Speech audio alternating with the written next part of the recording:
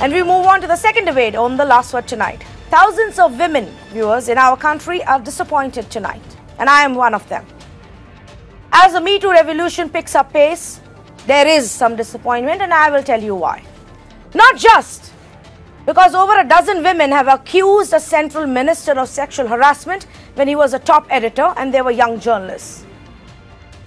Not just because MJ Akbar has decided to go after his accusers, legally sending each one of them a notice, naming 97 lawyers. In that legal notice, these lawyers who work for Rajan Karanjawala's firm have been named. I'm not just disappointed because of that. He's a politician, MJ Akbar is a minister, so crying political conspiracy is but natural for him to do. That's his right to send a legal notice if he feels that he has been defamed wrongly. But I am disappointed tonight, and thousands of women like me are disappointed tonight because nobody else from the government that claims to stand for women, by the way, has spoken up since the story came out. And that isn't okay.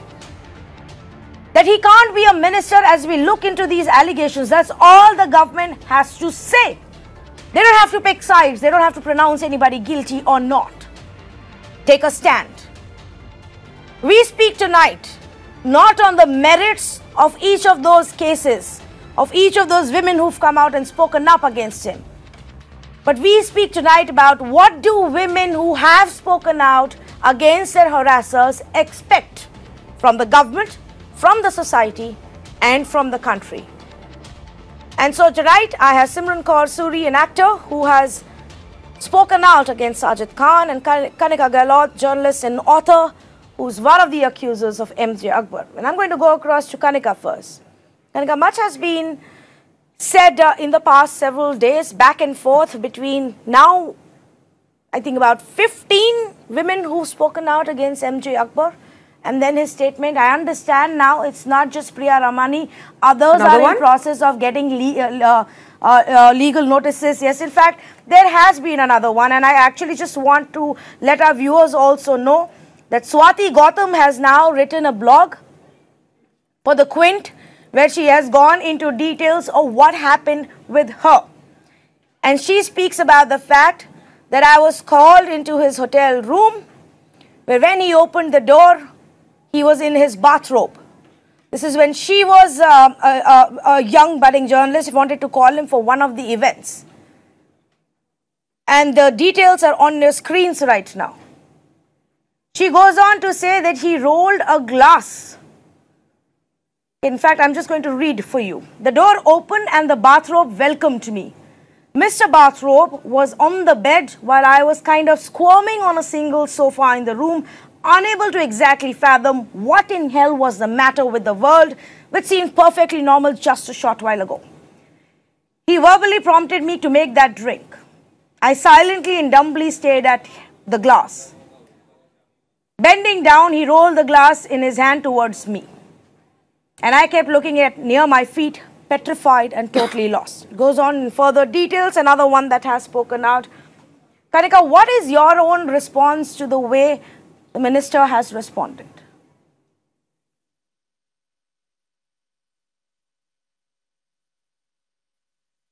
You see, if I say he should have, I don't want to say whether my story is right or wrong, and others, my colleagues that I've worked with, is right or wrong. I'm no one to say. I think you should judge, the country should judge. So I will not, sit here and insist one way or another. So I am no one to say, yes, that we were right and he is wrong. But yes, I was disappointed in him because I know the story, what it is, and. Actually, let me rephrase that, because I don't want you to now sit here. Actually, let me rephrase that, Kanika, because even I don't want you to sit here and justify. You have spoken out. You've done the brave part of it.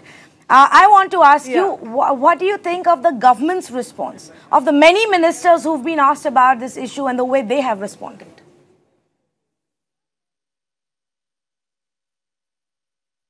I think they have responded pathetically. As people who talk about Beti Bachao, they have, I think, been very strategic. They have realized that this is because, this is a small world, everyone of the population is not in on this conversation of Me Too going on. So they have realized that, and it's, because the working women are so oppressed, there are so few of them. Still today, we know that, they're being kept out, they stay out for various reasons of oppression, and that's why there's so few of us, and that's why this conversation is resonating only amongst us, the working women of this country, which is not a huge proportion.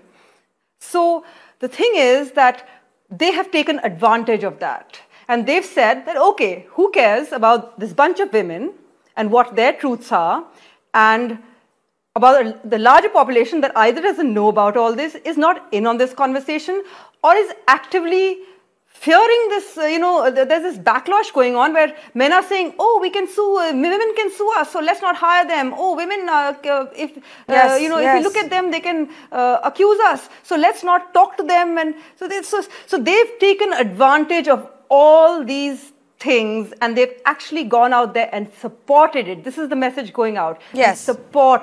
We support you, you're right. This is the message going out. Simran, do you agree that this kind of a response actually will enable more people and encourage more people to go after the women who've spoken up?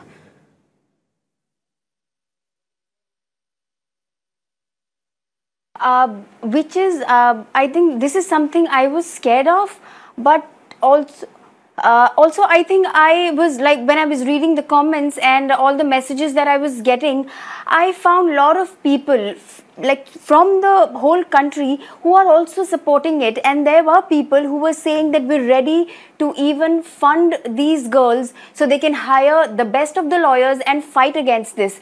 But the nation wants to help, and they want this fight to go on.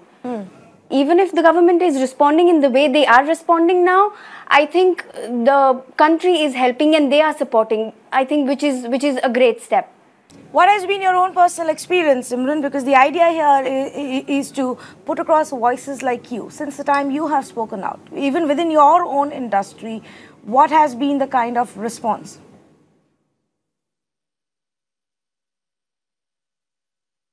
See, a lot of times I also got disheartened because people say bad things also.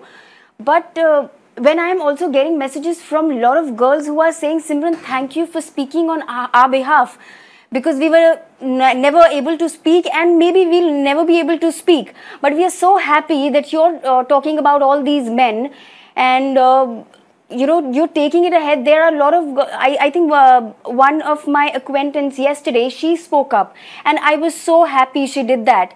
So I think in film industry, people are opening up and they are talking about it. And I think the Federation is also supporting. Like today, we have sent a notice, the Federation of Directors, they have sent a notice to Sajid Khan, show and cause notice. So they are supporting us, and now I think it's giving me more courage to fight it. Unfortunately, I think the government and the top ministers and leaders, the leadership of this country seem to be missing the bus. He is the Minister of State for External Affairs. MJ Akbar is a person who represents our country, who goes from one country to the other, representing us, facing sexual harassment allegations from at least now 15 different women, and these are just first-person account viewers. We're not even going into wire third-person accounts that are being shared on social media right now. We're talking about women who've publicly come out with their own names and said, this is what happened to me. And look at the response of the government. Absolutely nothing. Let the minister go out there, fight these battles, issue legal notices, put the names of 97 lawyers on that legal notice and send it to these women. Let them deal with it. I'm going to read out what Swati Gautam has said. Small mercies from big gods are blessings we women must learn to count, instead of trying to put legs on lies in times of blind shamelessness. MJ did not do anything. In fact, he had a right to behave as he did. He could not have behaved differently, since he must have been wired this way. Perhaps the ugliness is all in my mind alone. Perhaps I have not had the sense to decode his perfectly legal behavior that's suitably propped up by his perception of power and the mirage of never needing to force himself on a woman. And she goes on this way. Kanika, do you believe that maybe because some of these cases are old, some of these cases are simply first-person accounts inside a cabin, may not be so difficult to legally prove, that the minister and the government are taking such a hard stance?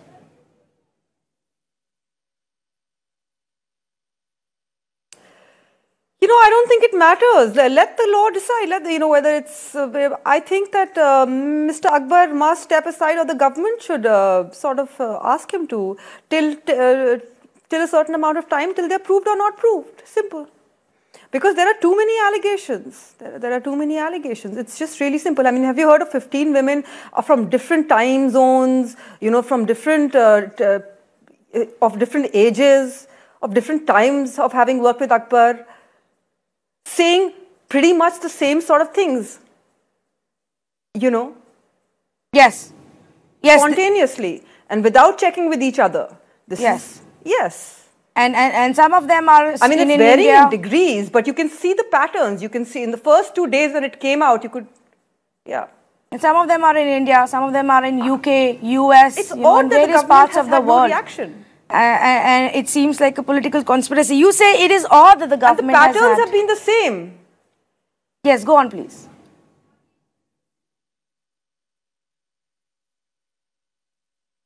Sorry?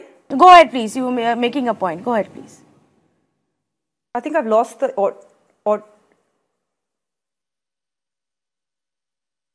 I've lost the audio. Kanika, can you hear me? Yes, now I can. Okay, so my point is to everybody who is watching this show right now, Kanika, and hearing you out, the fact that legal notices are now being sent to the accusers is going to make a lot of women think again whether they want to come out and speak up. I don't want to name them because they've told us right now they don't want to come and speak right now. They're going to consult their legal advisors. But my fear is, what if those who are going to get more encouragement from this start rethinking on whether they want to speak out or not? What would your message be to them, Kanika Gahlaut?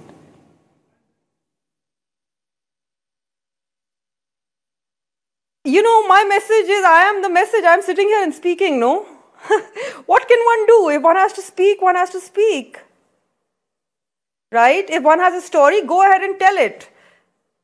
And let's see what will happen. Because what will happen is a never-ending game. And if you truly have a story, and you must speak your truth the way you know it against people around you, and keep doing it. Keep doing it and speaking to power, speaking to the people closest to you. Your family is also power sometimes.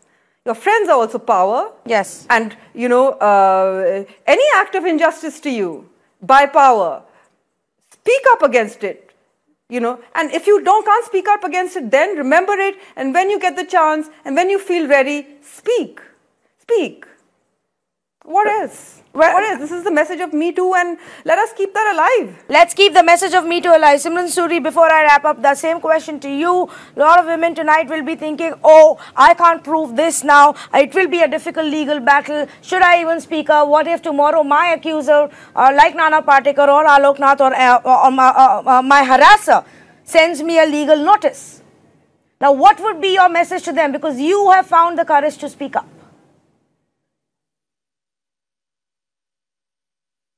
Definitely, I think when I heard about it, definitely I had another thought that, the women now are going to maybe take a step back. But also, I would say, like how Tanushree has demanded for a narco and a lie detector test, so we'll know eventually who is lying at what point. So the truth will come out. So I would just say to all these girls that please come out, tell your stories, and there are so many tests. We'll fight the battle. The truth will come out eventually. So please don't worry, don't get scared, and let's fight it together. Let's fight it together. Thank you to both of these brave women for joining us on this edition of The Last Word, because this is the only message that I wanted to get across to all of those women who've battled perverts, sexual harassers and molesters at workplace. Please don't stop this movement now. Speak up. For every one person who may be there to make it problematic for you, you will find thousands of supporters who will stand by you, who will hear your story, who will believe in you. And that's what really matters right now. A few legal notices shouldn't be able to stop this movement. In fact, all of those who spoken up against this minister must now come together to fight this legally if that is the case. The fact of the matter is this, viewers, it isn't easy. It isn't easy to speak up. It isn't easy knowing that the one you are going to point fingers at is a top minister right now, was a top editor then, which is why you didn't say anything, is a top minister right now, and he may come with full guns blazing at you. And you may be shamed, you may be mocked, you may be doubted, you may be questioned. But today, times are different. Women have found the courage to speak up, to share what they've gone through. And I suggest that anybody who doubts the stories goes back and reads what they have to say. You will find a pattern like Kanika Gahlaut said. You will find a pattern because that is how women are preyed upon. That is how women are targeted. Let this fight not end. Women need to stand together tonight. Thank you.